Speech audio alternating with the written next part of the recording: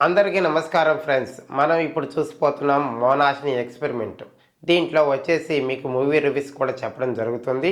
ఇది కూడా మీరు అనుకున్నట్లు కాదు. ఎలా అంటే ప్రతి ఒక్క మూవీ రివ్యూస్ అనేది మూవీ చూసొచ్చిన తర్వాతే రివ్యూస్ అనేది చెప్పడం జరుగుతుంది. ఒకవేళ ఆ టైంలో ఏదైనా 2 సినిమాలు పోటీ పడినట్లయితే మనం ఆ 2 సినిమాల గురించి ఒకే వీడియో అయితే చేయడం అయితే జరుగుతుంది. ఇప్పుడు మనం చెప్పుకోబోయే సినిమాలొచ్చేసి 'game changer' and 'Daaku Maharaaj'. ఈ 2 సినిమాలైతే ఈ సంక్రాంతికి రిలీజ్ అయ్యాయి. చూసేవాళ్ళు చూసి తర్వాత సినిమాకైతే వెళ్ళండి. 'Ram Charan game changer' cinema అయితే సూపర్‌గుంది. అలాగే క్యారెక్టరైజేషన్ గానీ, విజువల్స్ గానీ అన్నీ కూడా సూపర్‌గున్నాయి. ఈ సినిమాని మెగా ఫ్యాన్స్ అయితే ఎన్ని మాటలైనా వెళ్ళొచ్చు. కాదు సాధారణంగా మేము అందరికీ చూసేవాళ్ళమే అనుకుంటే 1, 2 షోల కన్నా మీరు ఎక్కువ షోలైతే వెళ్ళలేరు. దీంట్లో ఫీల్ గుడ్ అయితే బాగుంది కానీ మరీ అంతకైతే లేదు.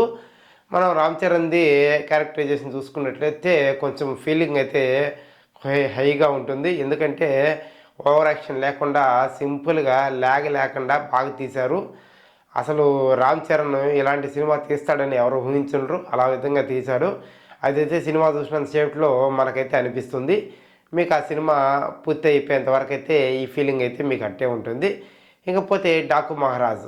'డాకు మహారాజ్' గురించి చెప్పాలంటే సినిమా గురించి అయితే పెద్దగా ఆలోచించాల్సిన పని లేదు. ఈ సినిమాకైతే సూపర్ హిట్‌గా రివ్యూ ఇయ్యొచ్చు. ఎందుకంటే ఈ సినిమా చూస్తే మనకి ఫ్యామిలీ ఎంటర్‌టైన్‌మెంట్‌తో సమానమైన సినిమా ఇది. ఎందుకంటే ఇది ఫాదర్ అండ్ మదర్ రిలేషన్‌షిప్‌లో ఎలా ఉంటుందో ఆ సినిమాకి తగ్గట్టుగా తీయటం అయితే జరిగింది. ఈ సినిమా అయితే చూస్తూ ఉంటే భలే ఫీల్ అయితే కలుగుతుంది.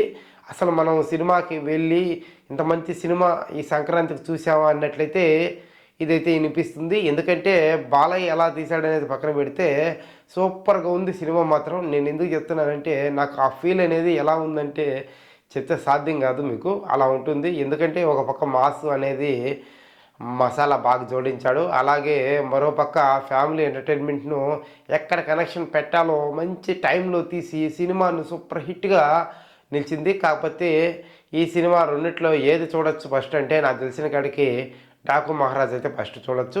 లేదు మేము బాలయ్య ఫ్యాన్స్ అనుకునేవాళ్ళు 'డాకు మహారాజ్‌కి' వెళ్ళండి. లేదు మేము 'రామ్ చరణ్' ఫ్యాన్స్ అనేవాళ్ళు 'రామ్ చరణ్' సినిమాకి వెళ్ళండి. తర్వాత మీరు ఏదైనా సినిమా చూడాలనుకుంటే 2 సినిమాలు చేంజ్ చేసుకోండి.